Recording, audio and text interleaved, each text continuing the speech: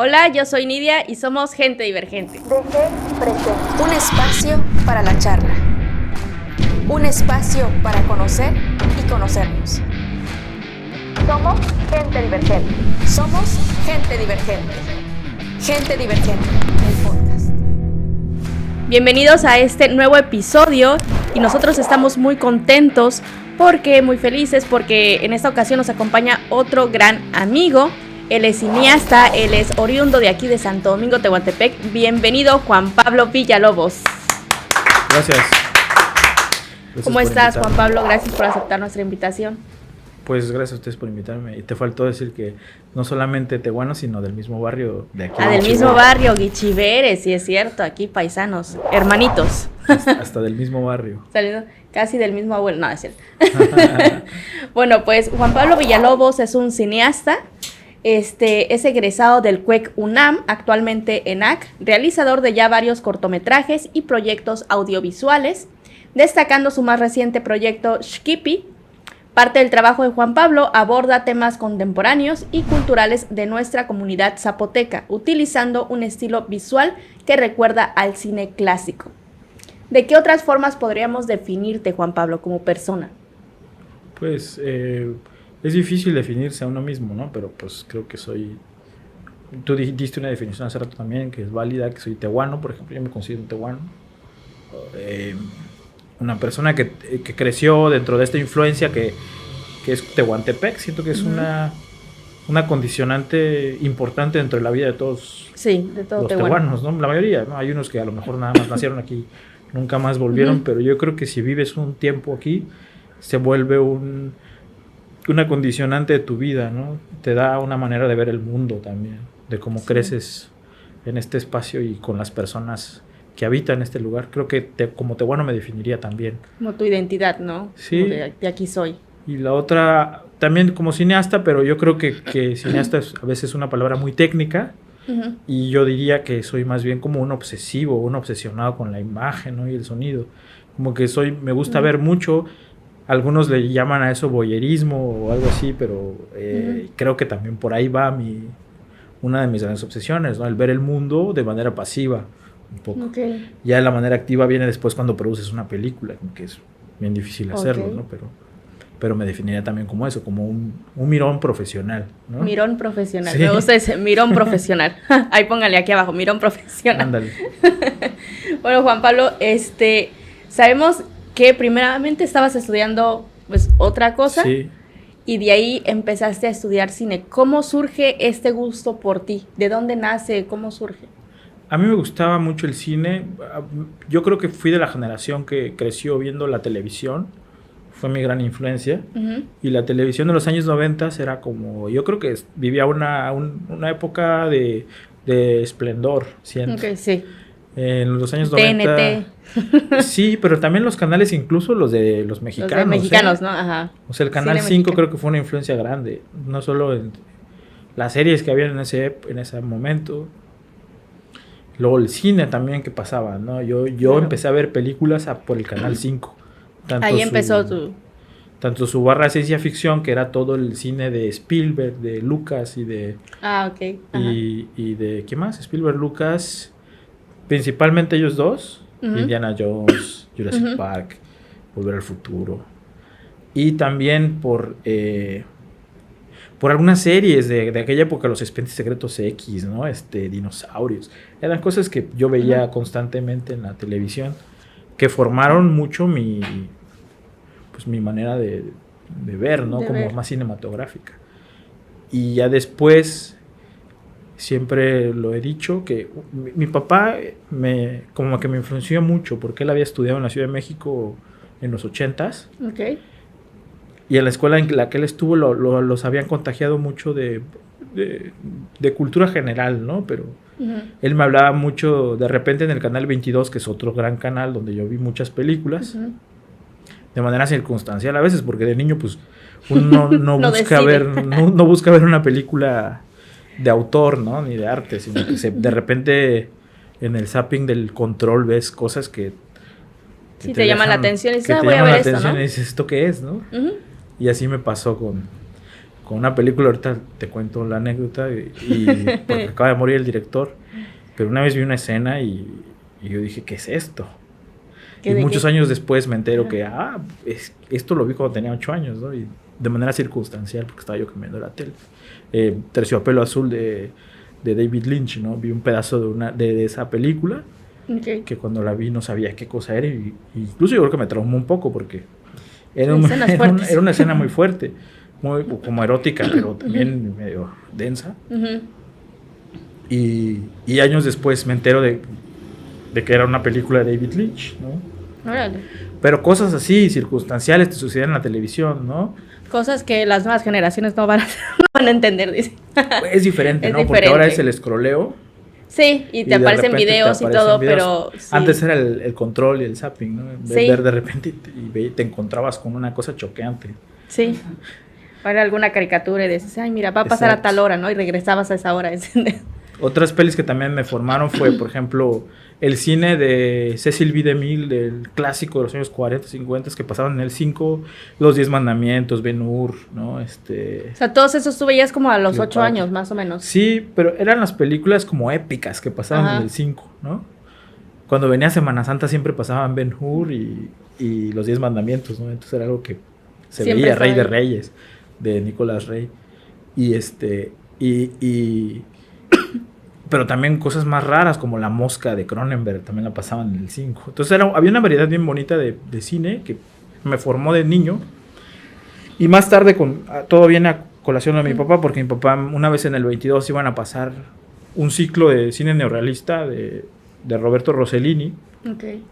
Y dice mi papá, tienen que ver esta película que se llama Ladrón de Bicicletas, ¿no? Yo tenía ya como 12 o 13 años. Ajá. Y de repente nos puso a todos así en la televisión, nos programamos para ver la película en una tarde. Y cuando veo la película de Ladrón de Bicicletas, me sorprendió porque me hizo llorar. Una película tan vieja, en blanco y negro, y me encantó la película. Desde que la vi me encantó. Y dije, órale, el cine... ¿Puedes decir que es una de las películas que te marcó? Seguramente, sí. Esa fue una de las películas que me convenció de que el cine era un arte. Ok. Y ya después me entró el gusanito por estudiar cine, pero en ese momento, estaba yo muy chico, cuando comenzaba el internet en Tehuantepec, investigué cuáles eran las posibilidades de estudiarlo. Y vi que las públicas, porque el cine es caro, las públicas donde no ibas a gastar mucha lana, eran 2 y ya vi que no, están a 15 al año, entonces dije, no, es imposible. Imposible. Y entonces dije, voy a buscar otra cosa más realista. Ajá. Y otra de las cosas que me obsesionaban en ese momento era la historia. Okay. Conocer como de la historia misma de Tehuantepec, y la historia de México, la historia universal. Me gustaba mucho esa materia en la prepa. Me gustaba la filosofía y la historia, pero yo sentía que la historia era lo que más me gustaba. Sí. Y decidí hacer mi examen y entré en la UAM, me fui a México. Ajá.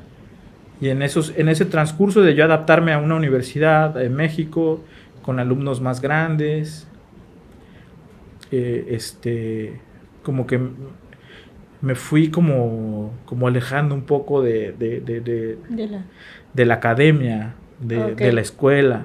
¿Cuántos años o qué tiempo estudiaste historia? Del 2006 al 2008, cuando empezó una huelga, 2 años. 2 años. Pero digamos que el segundo año fue como un poco flojo, porque yo me movía de la colonia Nápoles a Iztapalapa, donde estaba la UAM.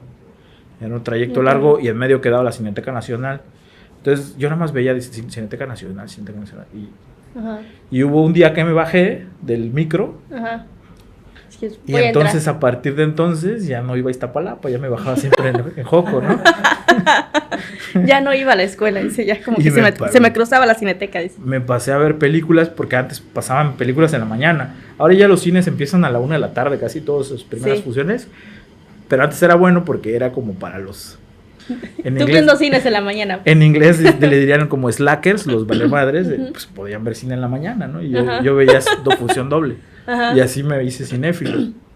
Entonces cuando de repente me di cuenta fue como, órale, ya eché a perder un año de carrera, pero me volví muy experto en cine, ¿no? Ajá. Y me dice un amigo, güey, pues haz tu examen al CUEC. Ajá. Y dije, no. Y me esperé un año más, me puse a estudiar inglés, trabajé como maestro de inglés. Okay. Porque yo tenía que tener algo, ¿no? Si no, mi papá me iba a decir, ¿y qué fuiste a hacer a México, no? Si tu papá no sabía que te la pasabas en la Cineteca. No. O sea, para él tú estabas en la UAM, sí. Ah, ok. Pero yo estudiaba inglés, aparte, y ya con eso tenía mi título de maestro de inglés, ¿no? Y yo decía, bueno, ya con esto... Pues al menos hice algo, ¿no? Hice algo. Y lo cierto fue que en 2010, cuando hubo una coyuntura en mi vida, murió mi abuelo paterno, me quedé un tiempo en Tehuantepec y le dije, ¿sabes qué? No estudié historia. Sí, soy maestro de inglés y pues ya con eso, ¿no? Y se enojó mucho conmigo y pues obviamente, ¿no? Sí, claro. Y ya, pero hasta un día, yo me llevo bien con mi papá, ¿no? Y ya un día me dijo, ¿y qué quieres hacer de tu vida? Y dije, quiero ser cineasta, me gusta el cine. Y me tomó a loco como un mes.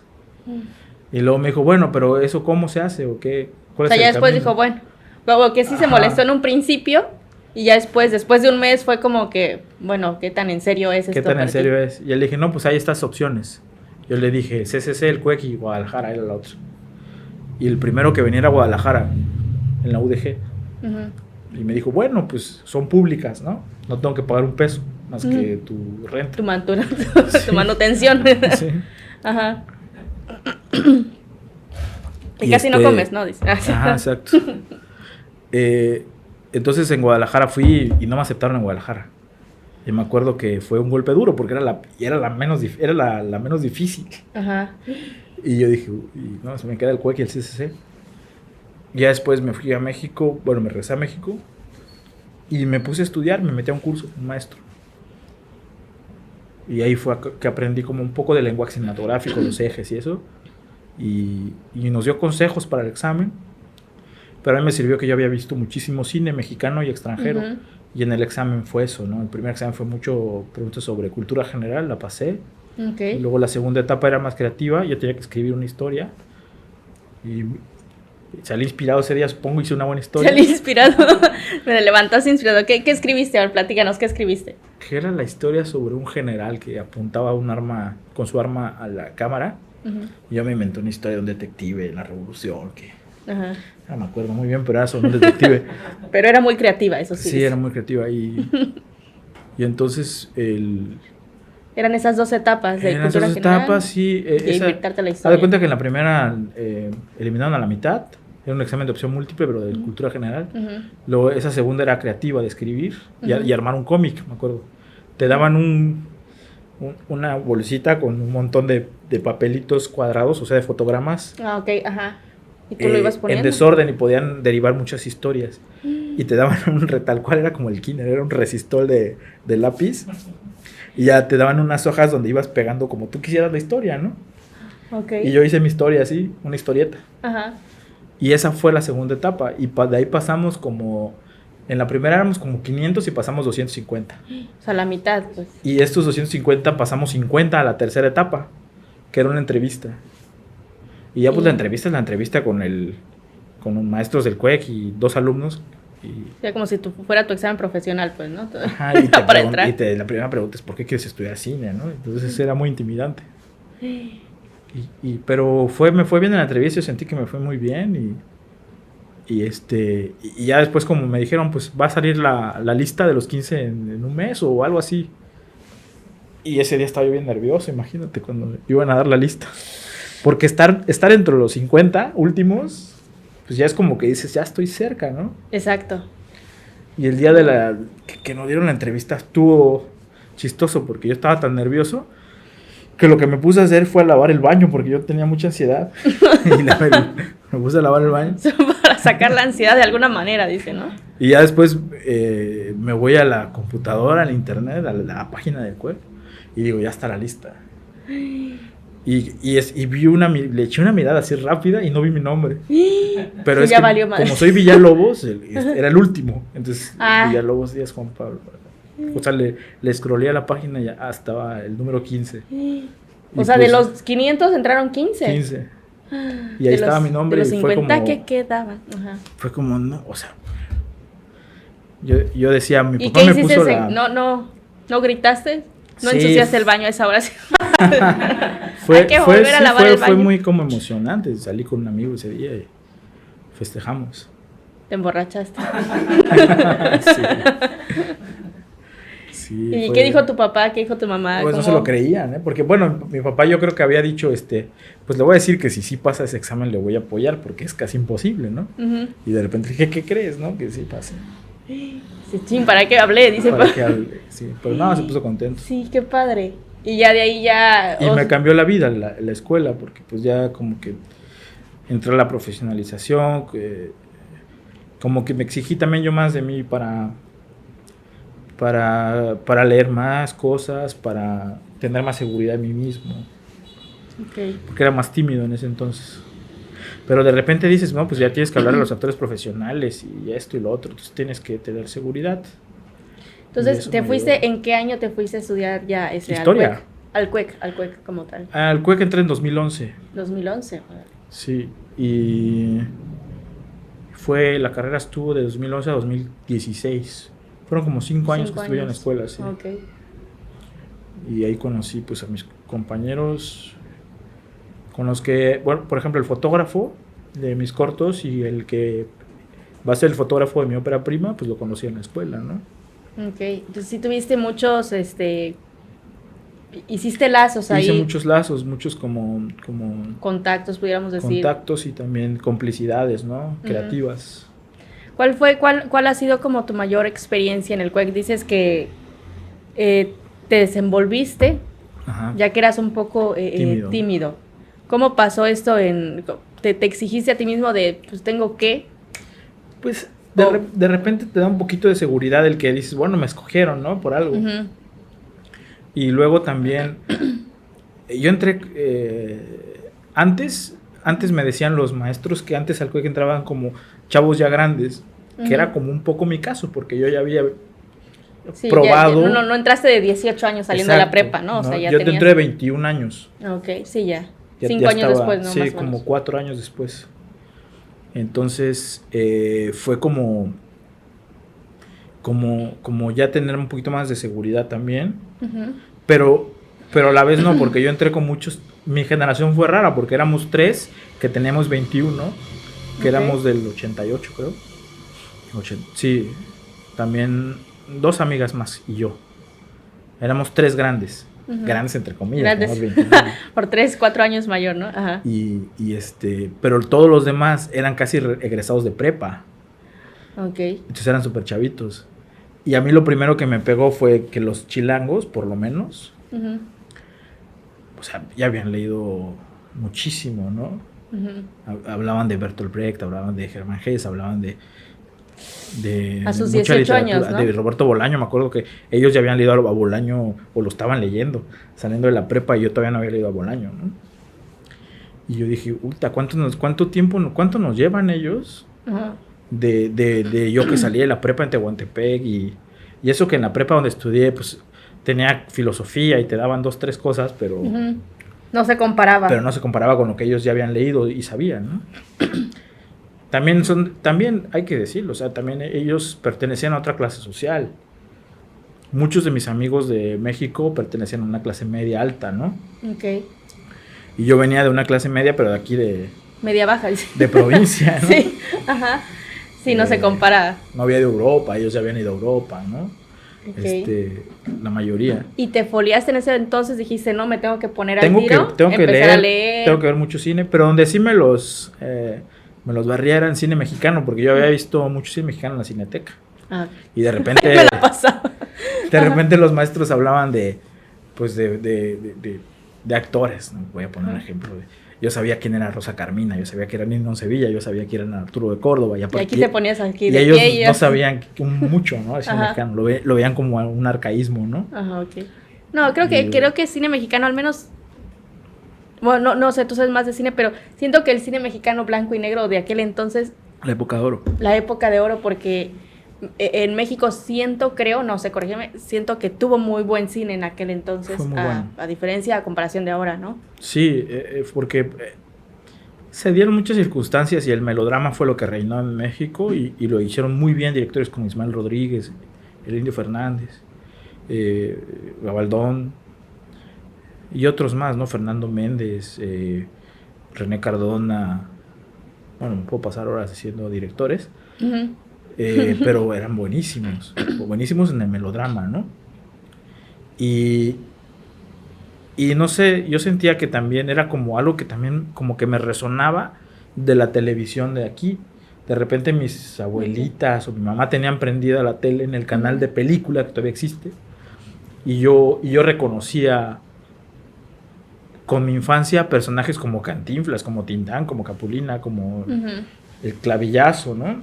Como Pedro Infante. Eran personas que pertenecían a mi mundo, ¿no?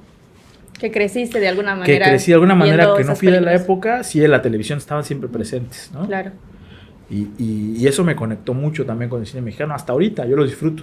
Si veo que hay una película donde está Joaquín Pardavé, yo me quedo viéndola, ¿no? Un rato por lo menos, lo disfruto mucho. Ok. Y ahí sí les llevaba yo ventaja a mis amigos. Eso como que me dio seguridad, el que yo veía muchas películas. Ok. Y ya después vino mi momento súper más cinéfilo todavía cuando entré, que era como... Nos daban nuestra credencial de la escuela, y antes con esa credencial podías entrar gratis a la Cineteca Nacional. Órale. Entonces imagínate, era como...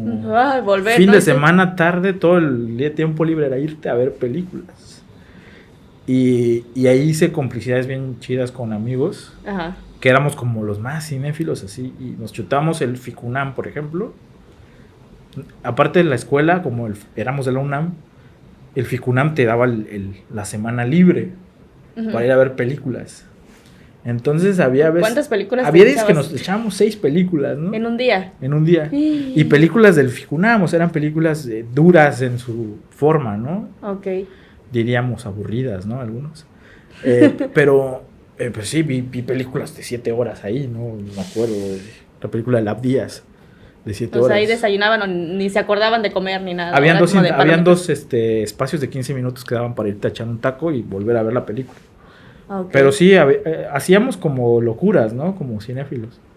Y eso me... A ver, platicos, una locura que hacías, además de echarte 7 horas. Bueno, como cinéfilos era eso, era como... Bueno, echarte una película de Labdías es un poco una locura. Pero la otra es Digo, como... pero yo puedo ver Harry Potter todo el día desde la 1 hasta la 8 y para Claro. mí es normal. Sí, Para mí sí. es normal. Sí, cada quien tiene sus... Y yo así bien, yo soy cinéfila, pero nada más de Harry Potter. No, está... Yo nada más de Harry Potter. Pues sí, locuras como O por ¿Cómo? ejemplo, alguna que te haya tocado, decías hace un momento, entrevistar actores. ¿Qué actor como alguno, o sea, eran actores que ya salían así como ya de renombre o eran...? Como quisieras, porque era como... Bueno, ese fue un ejercicio de la escuela que les conté hace rato, que en algún momento te tocaba como... Tienes que conocer a un actor que te guste y ir a preguntarle su método y lo que tú quieras, ¿no? Como dudas que surjan en torno a la actuación. Y a mí me tocó entrevistar, bueno, yo quise entrevistar en aquella época junto con un amigo a Gabino Rodríguez, era un actor de teatro que ahora ya se llama Lázaro. Ya se cambió de Se nombre. cambió el nombre, sí, cambió el personaje también. Ajá. Es una performance muy, muy interesante lo que hace Lázaro porque juega mucho. Él es una de las personas que más ha trabajado con la ficción, tanto la ficción de sí mismo, ¿no? Como persona. Y hablamos de la ficción con él y era descubrir, porque también esa vez nos hablaba de la ficción, ¿no? Que este paréntesis que es trabajar con la ficción, porque la vida es una cosa y cuando tú entras a la ficción es como ponerle paréntesis a la vida, ¿no?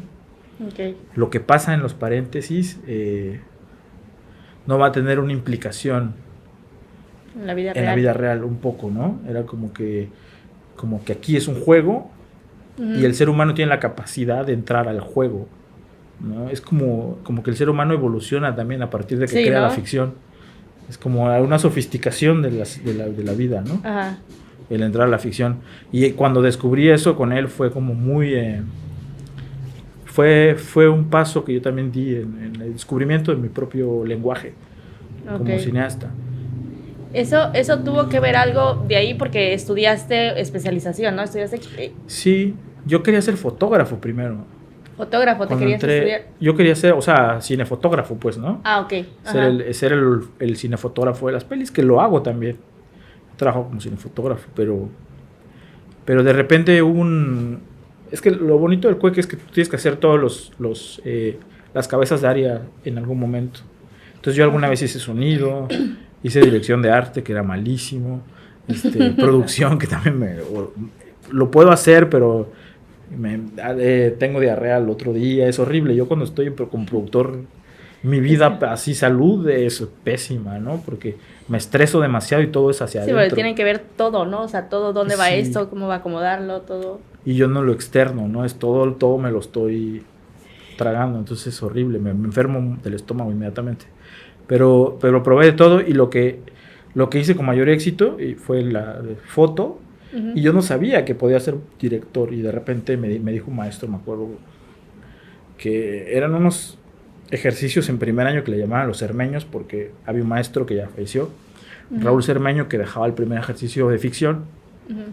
Y yo no hice un guión y me fue malísimo con otros maestros porque me dijeron, ¿cómo no tienes guión? Y ya van a filmar en una semana y todo esto. Y yo pues lo hice de un día para otro. Y Roberto Fiesco, que me daba producción, me acuerdo que Patti Luque, que era la que más ya murió la maestra, pero me dijo, eres un irresponsable, no voy a calificar tu trabajo, ¿no? Me dijo.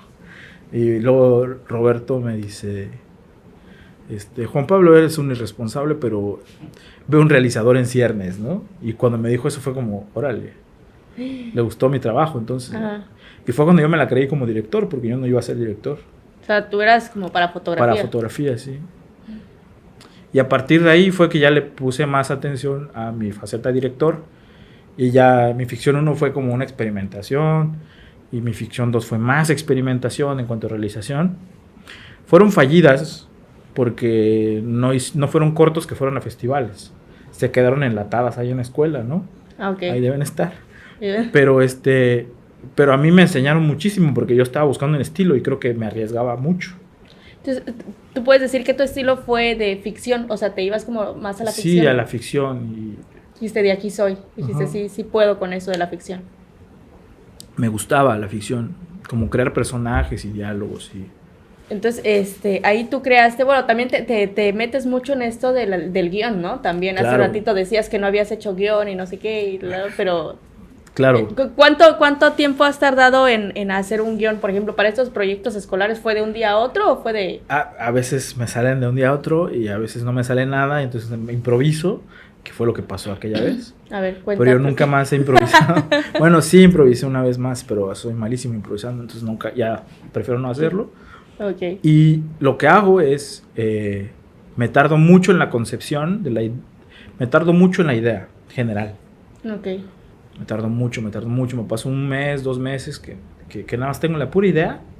Uh-huh. A veces puede ser muy abstracta, pero ya cuando encuentro el gancho que me la va a llevar a lo tangible, a la historia, uh-huh. pues ya ahí es fácil. Pero yo empiezo con la idea abstracta, ¿no? Platícanos, por ejemplo... En Skippy, por ejemplo. Ajá. En Skippy mi idea era como que quiero hacer una película, o sea, mi idea empezó así, quiero hacer una película donde hay un interior de una casa de Tehuantepec y un exterior. Y que un personaje transite de interior a exterior.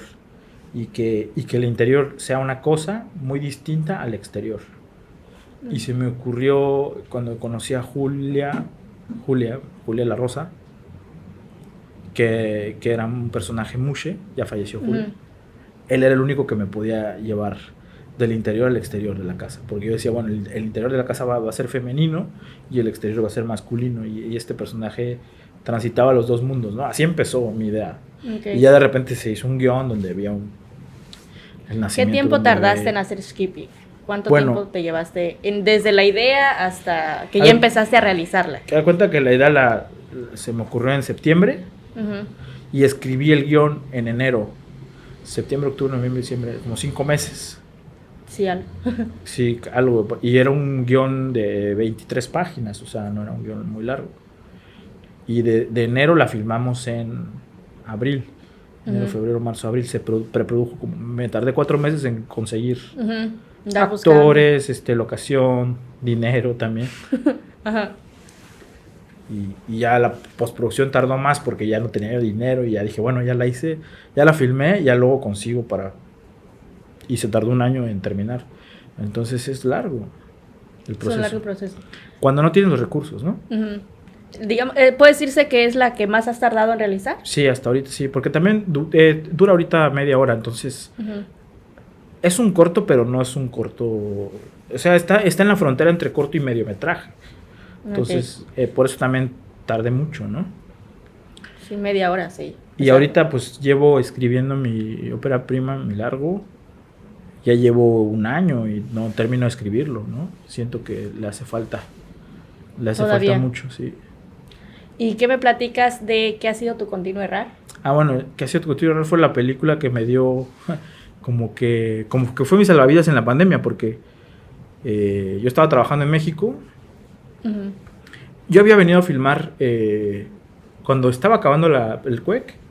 Vine con mis 2 amigos, Rodrigo Rodríguez, que es el fotógrafo, y Andrés Azzolina, que era mi mejor amigo, mi cómplice en esa época de mi salón. Ajá. Que por cierto es bisnieto de Andrés Enestrosa. Andrés Enestrosa.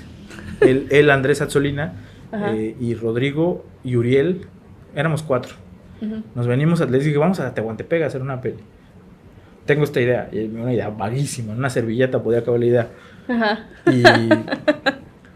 Siempre así empiezan las grandes ideas, uno nunca sabe. Y ya un amigo nos prestó una cámara de video, ¿no? Ajá. De mini DV, creo, no, ya era digital. Una cámara, y nos prestaron un micrófono, y una caña, una grabadora, y nos venimos a hacer una película en diciembre de 2015. Según yo iba a ser un largo. Pero no tenía ni pies ni cabeza, entonces me gustaban mucho las escenas porque eran muy lúdicas, había unos personajes y unos espacios muy bonitos, pero no había una historia. O sea, no tenías los espacios, pero no tenías nada más. Sí. Estaría padre hacer algo aquí, pero no sé. Y sucedían cosas, porque yo ponía a los actores, vas a caminar por allá, iba a pasar esto y lo otro, pero no se conectaban entre sí. Ok, era como muy vago. Era muy vago, pero lo hicimos. Y en 2016 se me olvidó lo que había grabado, la verdad. Lo dejé en un disco duro y empecé a trabajar también. Entonces el trabajo como que me puse a trabajar y se quedó el disco duro ahí. Imagínate, me puse a trabajar hasta 2020, viene la pandemia y me regreso a Tehuantepec. Y aquí fue cuando en agosto fue como... Conecté mi disco duro en la compu y ya me puse a ver las imágenes. Dije, creo que esto... Yo tenía un texto escrito por ahí, como una crónica falsa, donde yo regresaba a Tehuantepec. Y dije, mira, le voy a poner mi voz, este texto, y voy a editarlo. Ya no va a ser un largo, va a durar 30 minutos. Y salió que ha sido hasta Continuo Errar. Entonces, algo que yo había grabado años atrás, pero que termina en 2020. ¿Y contactaste a los actores cuando terminaste? Pues sí, les comenté. Porque ¿Se acuerdan de aquel año? De hace unos años. Sí. Que con ellos volví a trabajar, por ejemplo, con Hugo. Y con Tim volví a trabajar en Skippy. ¿No? Con 2 de ellos volví a trabajar. Que dicen ellos que son mis actores fetiches. Siempre salen ellos. Y posiblemente salgan también en largo, ¿no? Entonces, a ellos les hablé y les dije que... Bueno, les dije que me seleccionaron en un festival que se llama Black Canvas, que es un festival de cine de vanguardia, que es como el más experimental hasta ahorita. Y pasó muy desapercibida, aunque me dieron un premio, el jurado joven me dio un premio, porque fue el año de la pandemia, en 2020. Entonces estrenó en un Cinemex en México, pero no fue nadie. Eran 5 personas en la sala. Eran mis amigos y yo, ¿no? Yo pensé que era como del No, creo del que sí hubo una festival. señora perdida por ahí que fue. Bueno, vamos a ver esto, a ver qué. Pero ese festival como que me dio la ¿Cómo fuerza, sentiste, aunque eran 5 personas, tú y tus amigos, el ver tu película, tu corto, en una pantalla grande? Bien, ¿no? Pues sí, se siente, Sí, se siente padre. Se siente padre. Y, por ejemplo, cuéntanos acerca, mencionaste hace un momento la pandemia y demás. Cuando terminas la carrera, ¿qué me dices del área laboral en cuanto a cine en la Ciudad de México? ¿Tuviste oportunidades? ¿Te metiste a trabajar? ¿De qué trabajaste? Hay oportunidades porque ni siquiera las buscas. Es como que de repente... Yo estaba en el último año llevando un curso de operación de cámara. De operar cámara. ¿Cómo es eso de operar cámara? Pues operar cámara es una, iba a decir ciencia, pero tampoco es tanto. Es una técnica muy específica de las maneras de operar cámara, porque se dividen en muchas, ¿no? Por ejemplo, puedes operar la cámara en un tripié, pero ese tripié es de cabeza fluida, que es como tiene un maneral, y tú le das la velocidad con una cabeza muy pesada. Y puede ser de manivelas, que es un movimiento mecánico, pero tienes que saber mover las manivelas. Es como aprender a manejar bicicleta. Porque la izquierda hace el tilt y la derecha hace el paneo, ¿no? Sobre un eje la cámara se mueve, pero tú tienes que saber la velocidad. Tienes que coordinar aparte, coordinarte, ¿no? Sí, es como aprender a manejar. Entonces aprendimos eso, que el movimiento de manivelas es como el de cabeza fluida, es tilteo o paneo, pero en un mismo eje, ¿no? Eso también se puede aplicar en la grúa, con una cabeza de manivelas, pero ahí ya es un movimiento también en este eje, ¿no? Y el que para mí es más difícil, pero es el que aprendí a hacer mejor, creo, es cámara en mano. Porque manejar una camarota pesada de 10, 12 kilos por mucho rato y que tu cuadro sea que no preciso, se mueva, ¿no? Más que no se mueva, que sea preciso, que todo lo que esté adentro de tu cuadro tenga sentido porque está ahí. Es como con esa pesadez de la cámara. Al principio dices, esto es imposible, porque pesa mucho, estoy concentrado en el peso de la cámara. Y de repente empieza a construir un cuadro, se te olvida el peso de la cámara. Y por eso es como un trabajo muy importante el operador de cámara. Bueno, yo aprendí a hacerlo con una maestra buenísima que se llama Mercedes Porter. Y nos daba clases de yoga en la mañana. Era de llegar a las 6 de la mañana a hacer yoga, luego respiración, hasta tai chi que hacíamos. Y ya luego... ya operador, dice. Ahora sí a cargar la cámara, dice, ¿no? Sí, a cargar la cámara, poner la cabeza, todo. Era todo un ritual, padre. Bueno, entonces, te incluía todo entonces la maestra. Yo estaba en ese curso, y ya cuando estaba terminando ese curso, un curso que duró como 8 meses. Cuando estaba terminando ese curso, un maestro de los del CUEC me dice, oye, hay un amigo que tiene una productora que anda buscando un fotógrafo, ¿por qué no le hablas? Y fue así como que le hablé, y me dice, vente para acá mañana a mi oficina, y me dijo, mira, yo tengo una empresa que producimos contenido para publicidad, y necesitamos un fotógrafo. Tengo esta cámara que me acabo de comprar, ¿le entras? Y yo le dije, sí. Primero entré de fijo, pero pues no siempre había rodaje, entonces me tenían ahí en la oficina. Y ya después le dije, voy a renunciar. Y renuncié y pues me hablaban al mes 2, 3 veces para ir a trabajar, ¿no? Pero más chido porque pues nada más estaba en mi casa y de repente me llamaban, tenemos llamado tal día. Y ya íbamos, así conocí todo el país porque íbamos a Monterrey, íbamos a Tijuana, íbamos a Mazatlán. Vale, qué padre. Y estaba padre. O sea, no era como un trabajo... Era como trabajo de oficina, pero al final no resultó ser un trabajo de oficina. Primero, es que no sabían ellos lo que querían, porque estaban abriendo su productora y era como que pues yo estaba ahí en una computadora y no teníamos rodaje hasta dentro de 5 días, ¿no? ¿Qué sentido tenía que estuviera en su oficina, no? Entonces ya, nada más ibas ya cuando te llamaban, ¿no? Y ya. Entendí que el trabajo es estar... eres un freelance al final de cuentas, ¿no? Vas a los llamados. Pero entonces, sí tenías tu salario Quincenal, Pues, mensual, y, o sea, era al como... principio sí, era como quincenal, ¿no? Ujú. Pero luego les dije, no, pues no tiene sentido que yo vaya a su A su oficina. Y ya después aprendí a cobrar por los llamados. Ah, ok. Porque se cobra o por semana, como son proyectos largos, de series y esto, que casi no trabajé yo en series. En películas de largometraje nada más, pero se paga por semana. A la semana tienes un pago. Y cuando es publicidad es por día. Si estás haciendo un comercial, Ujú. tú cobras por día. Ok. O un spot, pues es... Y no son muchos días de llamados, son 2 o 3. Pero cobras por día. ¿Sentiste que ganabas más así que de manera quincenal o mensual? Sí, obvio. Ok. Entonces así empecé a tener como trabajos y de eso Ujú. vivía. Y ya ¿Qué vino la tiempo pandemia. estuviste en esa compañía, en esa empresa? En esa compañía estuve 16, año 2016, y principios del 17 estuve como 8 meses tal vez. Ok. Pero después con ellos seguí trabajando hasta el 2022, 23. Ah, o sea, ya era como, o sea, ya Yo era como su fotógrafo fijo, ¿no? Ah, ok. Era el que me hablaban todo el tiempo. Que hacían videoclips, comerciales, todo. Ok. No comerciales grandes, ¿no? Pero sí, Por ejemplo, platícanos una anécdota que hayas tenido ahí.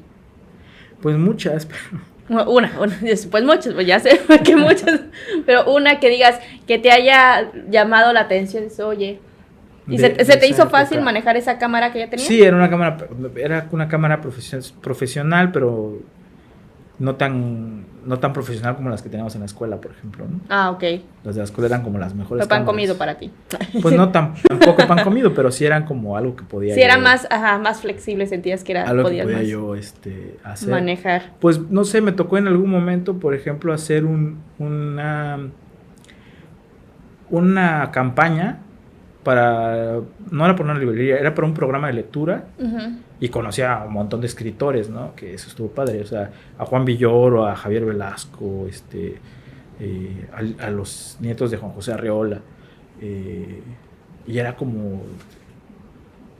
Me sentía como padre, como que yo iluminaba el foro. Tenía mis staffs, ¿no? Se Ah, ok. contrataban los staffs y pues era como que pues, yo era el fotógrafo, me sentía muy bien ahí. Y llegaba Juan Villoro y ya lo saludaba. Y le decías, te tienes que Conociste mover así, muchísimas personas. ajá, y asá, y tienes que repetir. Y estuvo padre, Ok. esa etapa. Entonces, ya de ahí, 2017, ¿te regresas aquí a Tehuantepec? No, me regresé en 2020. 2020, cuando fue lo de la Cuando fue pandemia. la pandemia, sí. Y aquí fue que ya empezaste el proyecto y demás. Ajá, de mis como cosas personales, porque Ujú. trabajo no hubo. Creo que el último trabajo que hubo antes de que yo me viniera, Susana Harp me contrató para grabar unas cosas en Los Pinos, porque ya estaba Ajá. el nuevo gobierno. Y hicieron un festival afromexicano, creo. Y yo Ajá. fui a grabar a todo el evento. Y eso fue el último que hice, algo de Susana Harp. Y ya después me vine para acá y no hubo nada de chamba hasta julio, creo. Sí, que fui a estuviste hacer un en videoclip. stand-by ahí un rato. Sí, pagando renta en México.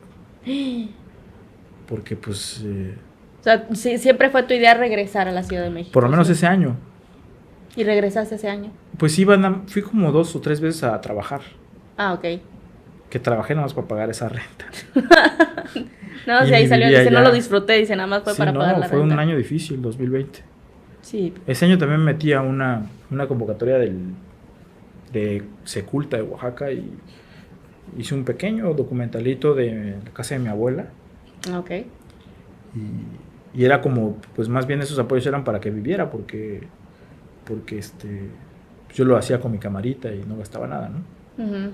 Y Seculta lo hizo con esa intención de que los artistas que aplicaran tuvieran una entrada, porque eran tiempos difíciles. Sí, era lo de la pandemia, ¿no? Sí. Y era como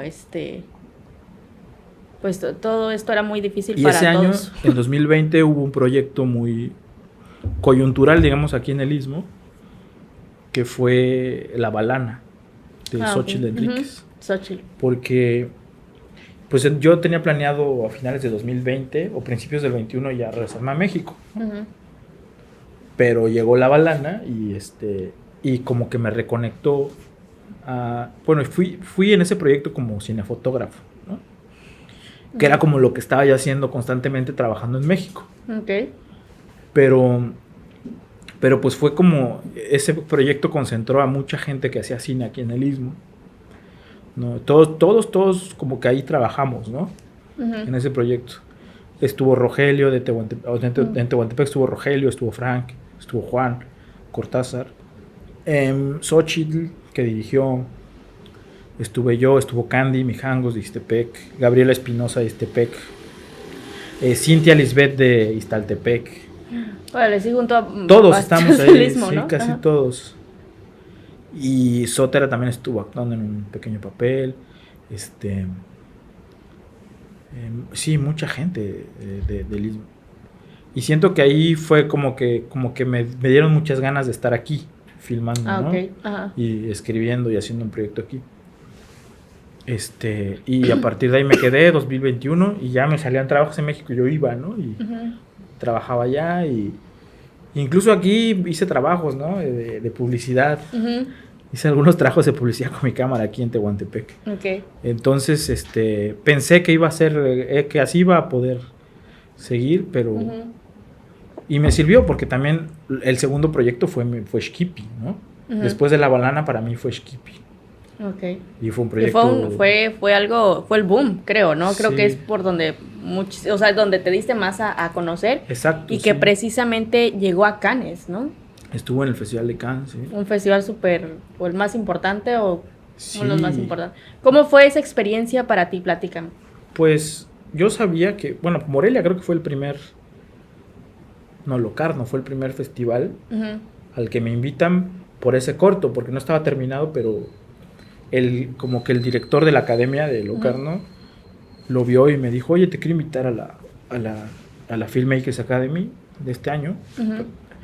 De hecho, ahí se proyectó por primera vez con público, bajo otro, no tenía el nombre, creo, Xquipi, o creo que sí, pero decía decía Work in Progress, porque no podía estrenarse en un festival Todavía, porque... que no estaba terminado. Sí, porque no estaba terminado. Y entonces, supongo que ahí lo vio gente de Morelia, porque pues va gente del IMCINE a Locarno. Sí, es como, incluso Morelia también es otro, como a nivel nacional, es como el mero, ¿no? Sí, yo bueno, siento el que más es grande. de los tres, porque está Guanajuato, Morelia y Guadalajara. Okay. Pero Guadalajara ya hace su competencia iberoamericana y siento que ya ha decaído los últimos años Guadalajara. Ok. Aunque quiera recuperarse, ¿no? Porque ahora el gobierno de Jalisco les apoya mucho económicamente. Pero Morelia ha sido como muy... Ha destacado bastante. También, y sí, también como que tienen más apertura al tipo de cine, como que les gusta esto, que tengan un cine un poco más arriesgado en su lenguaje, ¿no? Ah, ok. Y sus jurados siempre vienen de la Semana de la Crítica de Cannes, que eso conecta automáticamente con Cannes, ¿no? Ah, ya. Entonces, y ahí fue... Sí, los que dan el premio Morelia, al menos en cortos, era un chico de la Semana de la Crítica, un crítico francés, pues, ¿no? Y al eso, ganar Morelia para mí fue como increíble, porque pues ahí están cortos de, pues todo lo que produce en cine, al menos, de cortos ahí están, ¿no? Órale. Y no todos, porque no todos... ¿En qué año fue eso de Morelia? 2023. 2023. Y de ahí fue la Semana de la Crítica. De ahí fue la Semana de la Crítica. Y luego estuvo Ficunam también. Y en Ficunam estuvo en la sección Ahora México, con puros largometrajes, ¿no? Ah, ok. Que también estuvo padre que me consideraran a mí dentro de esa sección, porque competías con largos, o sea, como mejor película mexicana. Y me dieron el premio de Churubusco, por ejemplo, ¿no? Órale. Que es Qué para padre. posproducir un largo. Entonces ahí también fue un reconocimiento padre. Y los jóvenes, el jurado joven que se llama Fósforo, del Ficunam, me dio el premio a mejor película. Entonces ahí también fue un festival que me arropó bastante chido. Y de ahí se va a Cannes, y fue que ya, En Cannes no estuve en competencia, pero estuvo dentro de la selección oficial de la Semana de la Crítica, ¿no? Entonces, ¿estuviste ahí? Sí, ¿Fuiste? sí. ¿Qué tal? Me ¿Qué endeudé tal? Platícanos. para poder... Estoy pagando. Sí, pues o sea, Cannes es una experiencia, ¿no? Ajá. Es una locura. ¿Cómo fue llegar ahí? ¿Cómo fue? Platícanos tu sentir o tu... ¿Fuiste tú solo o fue alguien más contigo? Fui con Candy, mi Hangus. Ah, ok. Sí, en ese momento éramos pareja todavía. No, ya, bueno, éramos pareja. Sí. Saludos, Candy. Ya se volvió ventaneando, ¿no? Bueno, fui con Candy mi Hangus a Cannes. Ajá. Y y pues no sé, fue increíble, Cannes. Fue conocer otro mundo, ¿no? Uh-huh. Porque, o sea, ahí llegan las películas como más... ¿Esa vez no te pusiste a lavar el baño o no? No, porque pues te quita mucho el que no estés en competencia, ¿no? Mucho nervio te quita. Ah, ok. Pero el día que sí vas a proyectar la peli, sí sientes un nervio fuerte porque... Sí, pues sí, nada más ves en la calle a puro crítico de cine y director, ¿no? Y actores y directores y productores. Entonces aquí es pura gente de otro nivel, dices, y yo aquí, dices, ¿no? Así como no te... Y de repente, pues, que pasen en una pantalla tu película, sí intimida. Uh-huh. Sí intimida un poco. Pero fue también ver un poco un circo, ¿no? Porque las limusinas y la alfombra roja yo no vi de cerca no me acerqué mucho a las alfombras rojas porque tenías que llevar smoking y todo y pues, la verdad yo no iba con esa intención. Pude ver cine un poco porque también es difícil tener boletos. Uh-huh. Porque a pesar de que tienes una acreditación y son gratis, Uh-huh. La plataforma se abre una función y se acaban inmediatamente. Todo el mundo está reservando en ese momento en la aplicación. O sea, llegas, reservas, o sea, entras en la Se abre una peli. Ajá. Y inmediatamente tienes que reservar porque si no se acaban. Y como yo era nuevo, pues también no le agarraba muy bien a la aplicación. A la aplicación, claro. Y ya al final fue que empecé a ver pelis. Ah, ok. Pues era como que muy avasallante todo, ¿no? Ajá. Como que muy loco. ¿Y como cuántas personas eran, por ejemplo, de tu película, cuántas personas había cuando la proyectaron? No, ¿cuántas personas del público? Ajá. O sea, el Teatro Miramar, no sé, había unas 200 personas tal vez, 150. No estaba yendo al teatro, pero pues sí, era un teatro grande, ¿no? ¿Viste algunas otras películas mexicanas por ahí? O sea, pues las que estaban en mi programa, que era un corto que se llama Ja, y el otro de mi amiga Nicolasa Ruiz, que se llama Extinción de la Especie. Éramos 3 cortos mexicanos. Y ese año, pelis mexicanas... ¿Tuviste la oportunidad de verlas o...? Sí, pues estaban en mi función. Ah, ok. Las pasan juntas, las 3. Ah, ok. Y había otras pelis mexicanas, otros cortos que fueron de las escuelas de cine, porque hay una competencia en Cannes que es de puras escuelas. Y fue un chico de la UDG, creo, a competir con otras escuelas de cine, pero no la pude ver. ¿Y qué otra? Y estuvo otra que no pude ver también en la semana de crítica, que esa estaba en competencia, que es un corto que se llama... Ella... No recuerdo ahorita, de Marintia. Pero ella va... No, estoy confundiéndome. Ella no está sola o ella se queda sola, algo así se llamaba. Era como de una mujer vampiro en Tijuana. Ah, ok. Un corto como que filmó en 16 milímetros de corta duración, pero no pude ver. Pero realmente ese año hubo poca presencia mexicana en Cannes, ¿eh? Sí. Creo que largos no hubo. ¿Crees que haya alguna decadencia a nivel nacional del cine? ¿O? No, al contrario, siento que está como bien posicionado México ahorita. Okay. Sin embargo, pues ya hay muchos festivales también que le están metiendo pues mucha proyección, como Venecia, por ejemplo. Venecia ahorita está creciendo como festival y muchas pelis grandes quieren estrenar en Venecia, ya no en Cannes, ¿no? Órale. Como que Venecia está volviendo a ser un festival importante. Y Berlín, yo creo que ahorita viene también un poco en decadencia porque cambiaron de directivos, les están haciendo imposiciones. Pero Cannes nunca va a dejar de ser Cannes, ¿no? Sí, es ya como tiene su más, renombre. Es el de más glamour, es el como el... ¿Cuántos días estuviste? Estuve 10 días en Cannes. 10 días. Sí, fue bastante. Sí viví la experiencia, digamos. Órale, qué padre. De Cannes. Y por ejemplo, ¿tuviste la oportunidad de conocer algunos actores o directores? Productores, luego se te acercan, ¿no? Ok. Hay una cosa que se llama el mercado Ujú. en Cannes. Es todo un edificio que se dedican a poner como stands. Cada país pone su stand. Ok. Y llegan muchos productores. Y de repente hacen cócteles ahí. Y pues hay cócteles por todos lados. Y ahí te llegas. Y como te ven extranjero, y luego, se te acercan, ¿no? Y te dicen, ¿dónde eres? De México, ¿no? Y ya luego te preguntan, ¿y traes una película? ¿Y qué onda? Y así. O sea, ¿qué es aquí, no? O sea, ¿de qué vienes? Yo me sentí un poco a veces como un pescadito al que quieren pescar a veces, ¿no? Como Ok. de qué provecho puedo sacar de ti, ¿no? Ajá. ¿Qué puedo explotar de ti? Porque también buscan los apoyos en México, entonces uno puede ser como una persona que les sirves, ¿no? Para tener cierta también apoyo. ¿Hiciste algunos contactos, digamos? Algunos, sí, conocí gente. Ok. Sí.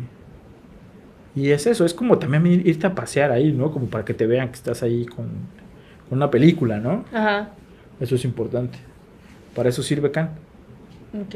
Y sí, es una vitrina tal cual. Para que Qué te padre. vean. ¿Y conociste algún productor con el que te gustaría trabajar a futuro? Pues lo que pasa es que yo ya tenía una productora desde hace 2 años. Tengo una productora para el proyecto que estoy desarrollando. Ah, ok. Entonces yo le tengo lealtad a mi productora, que ha estado muy involucrada en el proyecto, que de hecho se ha convertido en coescritora también. Ah, mira. Ok. Entonces, ella es francesa, de hecho, y fue parte de la producción de Totem, la película de Lila Vilés, la última. Ajá. Ella es una de las productoras de Totem. Y creyó en mí antes de que el corto de Keshkipi, por ejemplo, ganara el premio Morelia. Ajá. Ella lo vio antes y creyó en mí y ya estuvo desde antes de los premios, ¿no?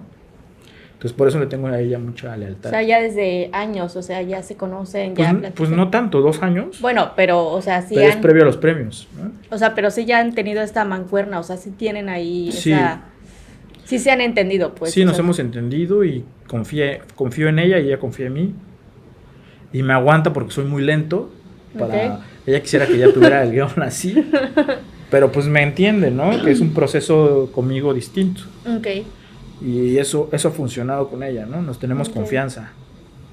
Y me ha ayudado y siento que es eso. Bueno, hace ratito mencionabas algo acerca de, por ejemplo, que hiciste aquí un pequeño documental de la casa, Ajá. pero que pues con pocos recursos, ¿no? Que era por el año de la pandemia y demás. En ese sentido, por ejemplo, para los cineastas, ¿qué tan accesibles son estos apoyos? ¿De dónde pueden salir? Ujú. ¿De qué compañías? ¿O qué tan accesibles son aquí en México? Yo creo que depende del cine que quieras hacer, porque siento que ahorita hay mucho apoyo, pero yo también me he ido como que de repente voy a contracorriente un poco en lo que en cuanto a lo que es susceptible a apoyo, porque ahorita hay muchísimos tipos de apoyos. Desde, por ejemplo, te voy a poner el ejemplo más local, desde el PACMIC, Ajá. que puedes pedir ese apoyo, que son como 100,000 pesos, para hacer un proyecto pequeño, documental. Se puede, ¿no? Ok. Hasta el ECAM, es SAMC, que es del IMCINE, pero que es para comunidades originarias y de Centroamérica, Ah, ok. que es un poquito más, y ahí puedes meter para ficción y para documental, tanto corto como largo.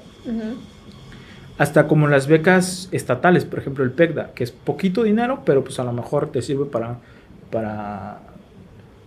mantenerte los 3 meses que vas a hacer el documentalito con tu equipo, ¿no? Ok. Ajá. Puede servir como eso. En tu caso, ¿cómo ha sido para ti esta experiencia? ¿Cuántas del PACMIC has obtenido recursos? Es que mi experiencia es sui generis, porque ha sido pésima mi experiencia Ok. como obteniendo recursos Ajá. de ese tipo. Sin embargo, los resultados han sido distintos, ¿no? Me ha ido ok. bien. Ya con las cortos que he hecho, pero ambos cortos que tuvieron premios, que fue así, que ha sido hasta ahora Continúa Raro como Shkipi, se han producido con dinero mío y con el Ok. apoyo de todos mis compañeros que han estado involucrados, ¿no? Ok. Pero porque han sido proyectos que yo los he llevado a mi ritmo. Porque para tener esos apoyos necesitas hacer una carpeta, necesitas tener como todo bien estructurado en una carpeta tal cual, para que ellos te apoyen, ¿no? Con dinero. Okay. Y en tu caso fue... En mi caso fue como yo, con mi propio ritmo, ¿no? Okay. Y con mis propios recursos. Pero hay muchos, por ejemplo, ahora para largo, obviamente yo no tengo la capacidad económica para sostener un largometraje, para financiarlo, ¿no? Por eso ahora yo tengo que adaptarme a las circunstancias del IMCINE. Ah, ok. Y ahí sí hacer una carpeta y todo esto. Okay. Pero por eso tengo una productora que es la que lo sabe hacer, ¿no? Ah, ok. Sí, entonces ya vas. Ya yo nada más me tengo que encargar de lo mío, que es hacer el guión. Y ya ella de armar todo lo demás. Todo lo demás, pero hay muchos apoyos, nada más que hay que ser conscientes de que existe como todo un proceso, un protocolo para poder obtenerlos. Para poder obtenerlos. ¿Qué consejos les darías a aquellos jóvenes de la región, de aquí del Istmo, de Tehuantepec, que quieren estudiar cine? Pues el hacerlo es relativamente fácil porque puedes hacerlo con tu cámara y tu celular y tu micrófono. Pero yo les daría el consejo de que vean mucho cine, ¿no? Ok, que se vuelvan cinéfilos. Pues eso me funciona a mí. Es que siento que que a veces la finalidad, a mí personalmente, la finalidad de hacer películas es para complacerme a mí mismo un poco, ¿no? Yo hago la película que yo quiero ver como espectador. Ah, ok. Y no me considero único en ese sentido. Siento que yo comparto el mismo gusto con muchas personas, ¿no? Okay. Por eso cuando hago una película para mi gusto, lo estoy haciendo para el gusto de otras más, ¿no? Okay. Que seguramente coinciden conmigo. Y yo diría eso, que a veces se gasta mucha saliva en decir, sí, cree en ti mismo y lo que sea. Sí, claro, obvio. Pero yo, así como una recomendación distinta, daría la de vean películas, vean lo que se está haciendo de cine mexicano contemporáneo, ¿no? Vean las películas que no están accesibles en los cines comerciales, ¿no? Porque son las películas que más enseñan en cuanto a la forma, a las inquietudes, a lo que se sale del molde, ¿no? Okay. Ajá. Yo diría eso, ¿no? Vean hoy en día en México tenemos cineastas de mucho nivel y mucha riqueza cinematográfica, como Reigadas, que pocos conocen, ¿no? Carlos Reigadas es un cineasta que debe verse y casi no se ve. O otros, ¿no? Pero ¿cuáles son como las 3 películas que nos recomendarías o que te han marcado a ti? De todo el mundo. Pues hace rato dije una que era Ladrón de bicicletas. Ajá. Híjole, es que son tantas. Otra sería una que me marcó mucho, es una película coreana que se llama El día que él llega, pero creo que no sé si se tradujo así en español, The Day He Arrives, de Hong Sang-soo. Y vamos a poner una mexicana contemporánea, Post Tenebras Lux, de Carlos Reigadas. Post Tenebras Lux. Post Tenebras Lux. Es una película un poco, tiene que verla con un poco de mente abierta, quienes la vayan a ver. Anotado. Pero sí es una película que sí me cambió, me cimbró cuando la vi en su momento. Ok. Bueno, pues, ¿algo que deseas agregar? ¿Quisieras decir que no te haya preguntado? No, pues que agradecerles por el espacio, y creo que Tehuantepec cada vez como que tiene más artistas en ese sentido en el cine, ¿no? Okay. Creo que ha tenido unos buenos años del 2020 para acá. Y yo creo que va a generar pronto, yo sé que va a generar su primer largometraje hecho ya desde gente de aquí, ¿no?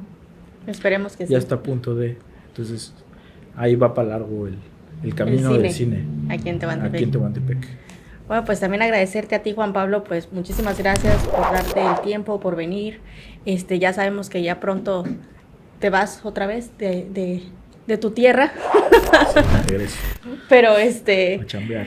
pues, ojalá tengamos la oportunidad de volver a coincidir, de estar aquí y de pues platicar los próximos proyectos o alguna otro corto que hagas, ¿no? Pues muchísimas gracias a todos nuestros seguidores de las redes sociales, gracias por sintonizarnos, por vernos, nos ayudan mucho dándoles like, compartiendo y bueno, nos vemos en el siguiente episodio. Muchísimas gracias, Juan Pablo. Gracias. Yo soy Nidia y somos Gente Divergente.